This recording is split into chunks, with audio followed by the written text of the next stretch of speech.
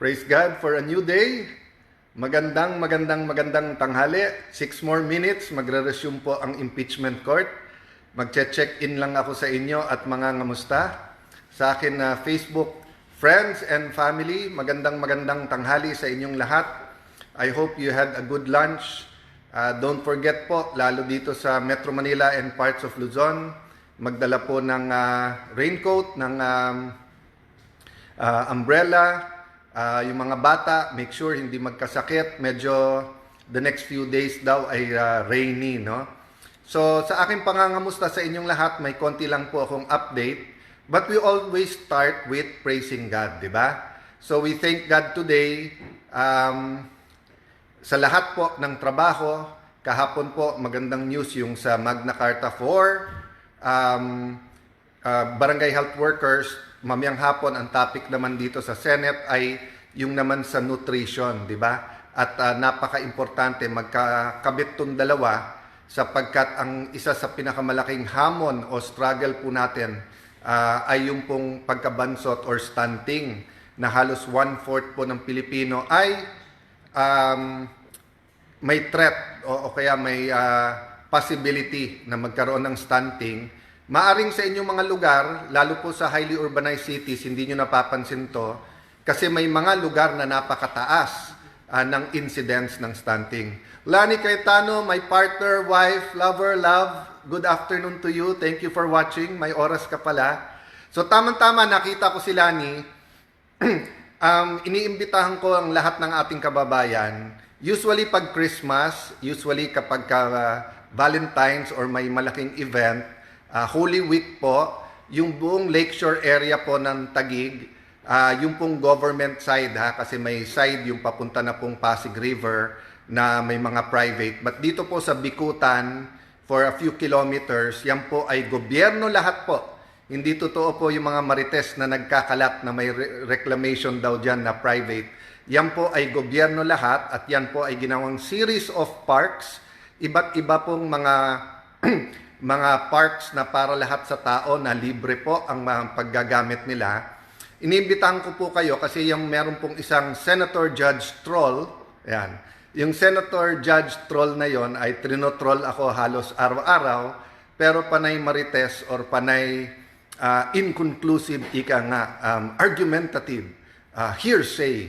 Lahat ng narinig nyo po dito, objection, vague, objection, argumentative, objection, hearsay, ang mga pinagsasabi rather than iiwan na sa tamang ahensya ang pag-iimbestiga. So ngayon naman po ang sinasabi ay yung mga park na yan ay kukunin ng national government.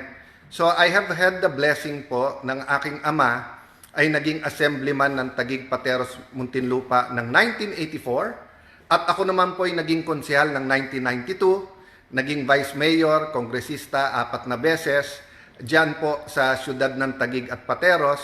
So, yung history po niyan na ilan administrasyon na po ay alam natin. In fact, ang una-una kong privilege speech po ay yung LLDA.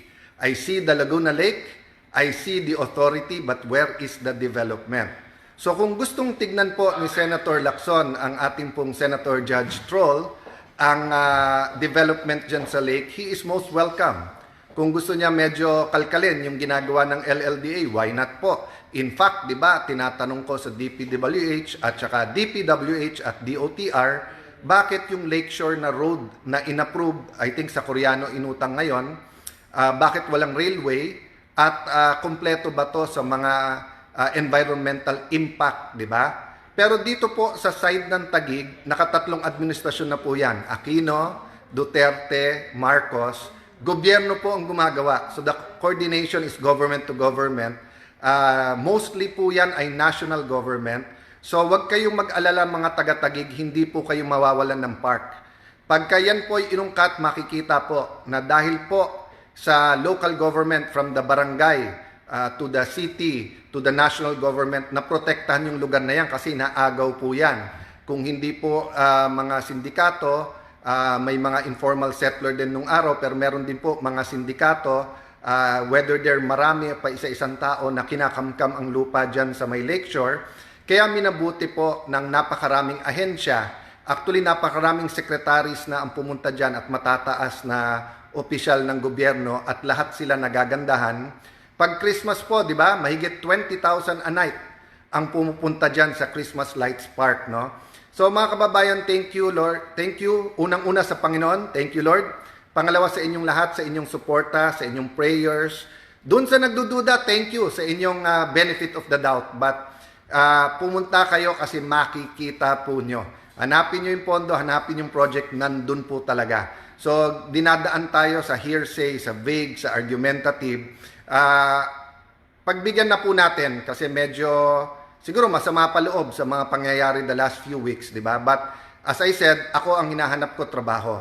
Ang hinahanap ko maging productive. So, it's his choice kung hindi po siya tumutulong na mag-develop ng mga area. But ako po, whether it's Taguig Pateros, Metro Manila, mga lugar sa Visayas, sa Mindanao, kinagagalak ko po na naging instrumento din po. Lahat naman tayo instrumento lang ng Panginoon, di ba? But naging instrumento tayo ng magagandang project all over the country. And the record is there. Naging senador ako 2007. So matagal-tagal na rin po. Kay Mateo from Vancouver, God bless you. Love Mon, dapat si Lacson imbestigahan. Dadating sa tamang oras. Ngayon kasi kakampi niya lahat eh.